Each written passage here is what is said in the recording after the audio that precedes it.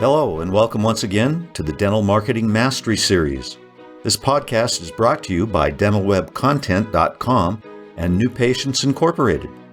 I'm Howie Horrocks, the founder of New Patients Incorporated.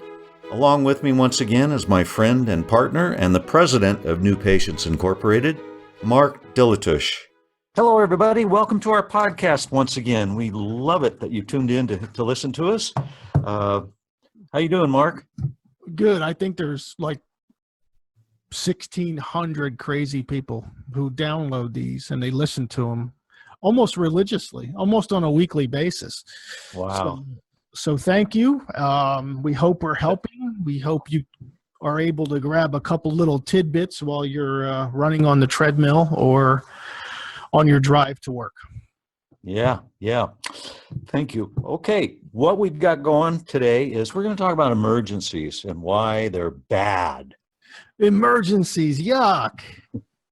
Wait a second. Wait. Not so fast. Not so fast. So fast. All right, so let me put some macroeconomics to this, and maybe this will help everybody understand what actually most of you are probably feeling this right about now in your dental practices. You may not know why, but after 2008, when the recession hit, the housing bubbles burst, dentistry shed about 18% of its gross domestic product, which means, well, that's a lot of money.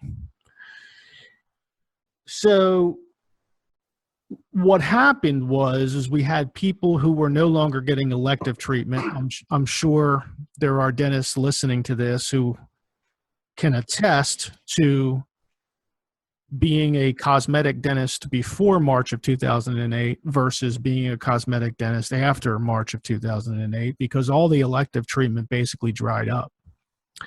And along with some of that elective treatment that dried up, so did routine maintenance and routine care. And the recession now is 9 years in. Recovery is upon us. But still, you have to question what happens to the mouth in, let's say, even if it's 6 or 7 years, if you neglect routine, periodic, professional maintenance and care. And what is the answer to that, Howie? Well, things kind of go to hell. Okay, good. Is that a clinical opinion? Yeah, very highly clinical. Okay, so, right, so it kind of makes perfect sense that a certain portion of that almost 20% hit that dentistry took, 2008, 2009, 2010, 2011, 2012, that's a lot of money that wasn't getting spent on dentistry. It makes perfect sense that we may come around to the point where, you know what, it's time to pay the piper. Yeah. Right? Okay. And for the topic of this podcast, actually, Howie and I think we said in one of our, articles, maybe like 2.5, 3 years ago, we basically said, get ready for the onslaught of the emergencies. Yeah. Because you can't not take care of your teeth and just magically not have decay. Okay. It just doesn't work that way. So, yeah. And when people, you know how your patients get when they let things go, you know how your patients get when they're prioritizing which tooth of the year they're going to crown because their insurance only covers so much. You know exactly what we're talking about. Well, this happened to the entire population of the U.S. all at once in a compressed fashion to the tune of billions of dollars. So this is not something to sneeze at. This is really something that we're going to encourage you to prepare for, even though the title of this sounds like we hate emergencies. It's quite the opposite. Yeah. Actually, we're kind of trying to portray how dentists often feel about emergencies. Sometimes, oftentimes we'll hear, well, we don't want to attract emergencies. They're just one-time patients and then they go away. Well, okay, that's probably true. But I'll tell you what, if that one-time patient comes in and you get him out of pain, him or her out of pain, that's a motivated patient. They're going to pay you, and they'll come back the next time something breaks, and you know there's going to be a next time. So they're not really just limited to one visit. Another thing we commonly hear, they really mess up our schedule. Well, okay, but if you prepare for that eventuality happening, then basically what have you got? You've got somebody walking in. It's usually a root canal, correct? An emergency. And root canal, post and core, and a crown.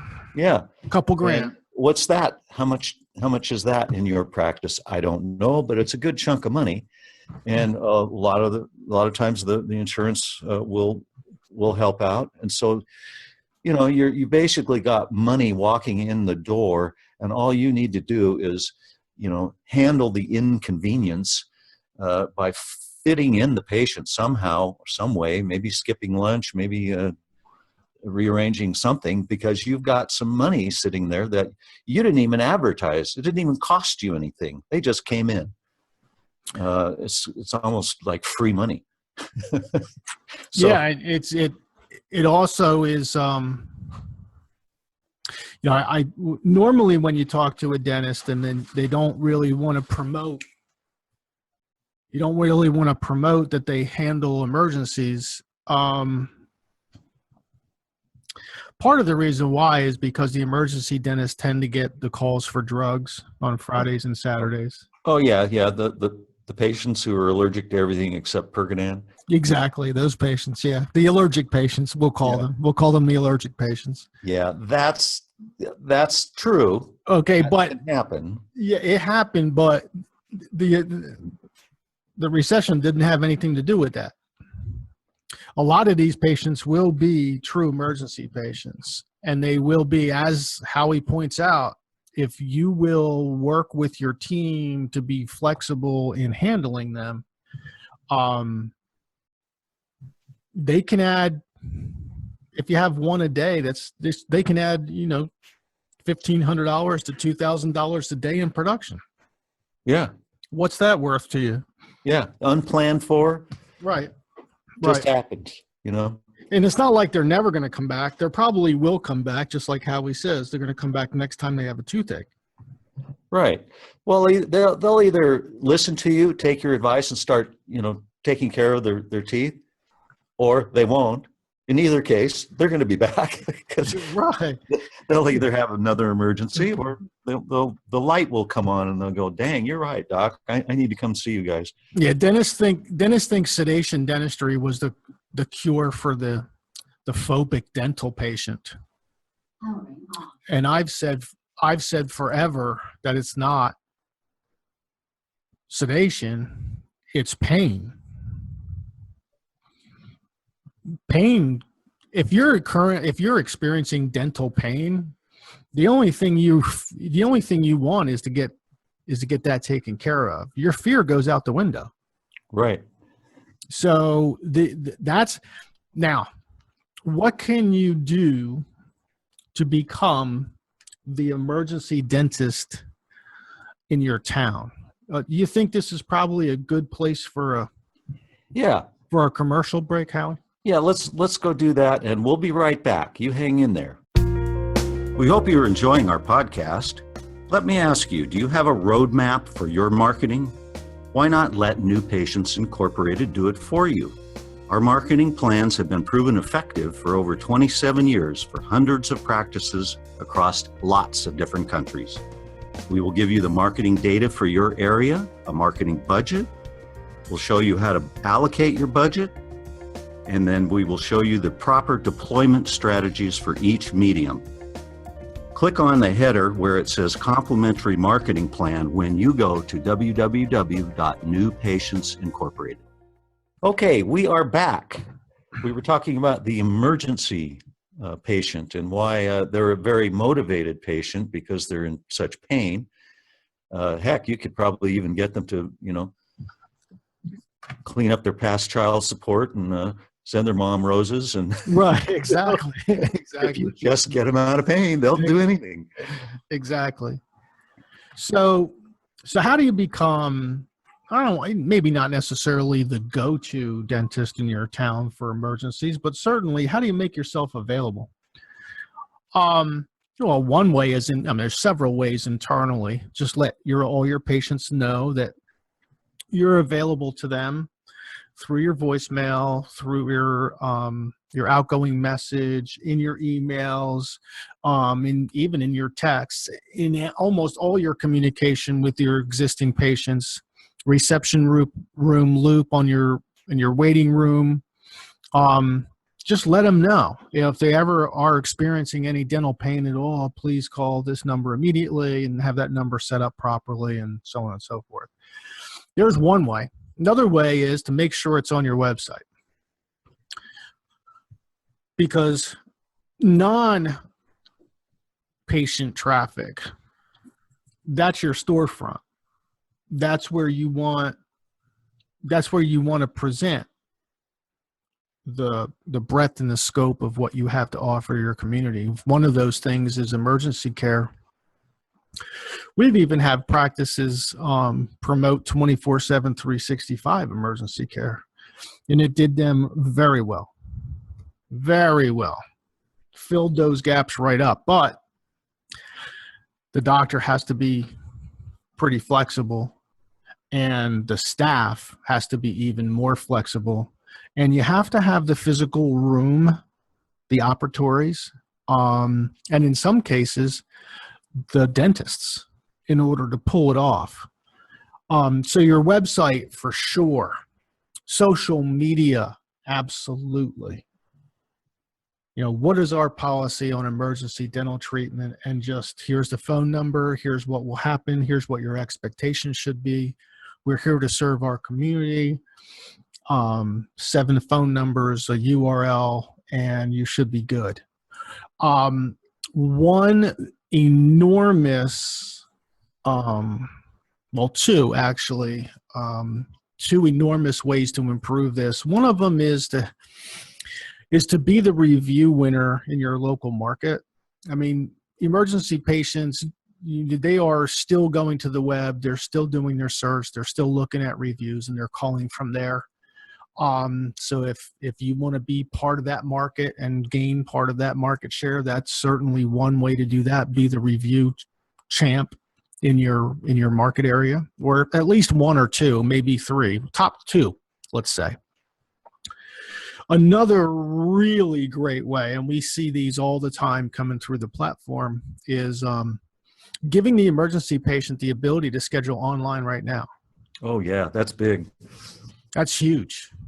That is, yeah. Now, here's what we are pretty sure of. Now, we haven't confirmed this, but if you think about it logically, you'll probably laugh, as we likely will. There's a really good chance that the people looking for Percodan are not going to make an appointment on your website. Yeah. Yeah. So if it's Saturday evening and they need a fix, they're probably going to call you, but the person who is genuinely in dental pain is probably going to make an emergency appointment for Monday, assuming you have availability Monday. So yeah, we would encourage real-time online scheduling capabilities if you really want to capture that piece of the market. We see those appointments coming through the platform, and we see how many of them are new patients and how many of those new patients are emergencies. And it's not a majority percentage, but it's a solid percentage of those appointments are emergency patients. So, and the younger your patient pool gets, the more millennial-like they'll be, and they all want to make their appointments and be done with it as well. Saturdays, Sundays, Friday evenings, it doesn't matter. The scheduling system will work for you 24/7, 365. So we don't want dentists to look upon this market segment as, just a pain in the butt. We see the numbers, so we see them, we see the revenue they generate, and it's not the end all be all. We're not asking you to be, that's not 100% of your marketing plan. That would be insane. But it would certainly be a potentially overlooked marketable attribute that you may not be taking advantage of, that you could take advantage of for a very little bit of money. Okay, that's what we look for.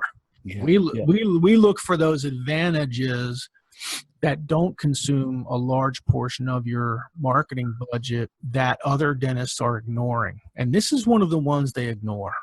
And they ignore it many times for all the wrong reasons. Very well put. I agree completely. That's a good thing, huh?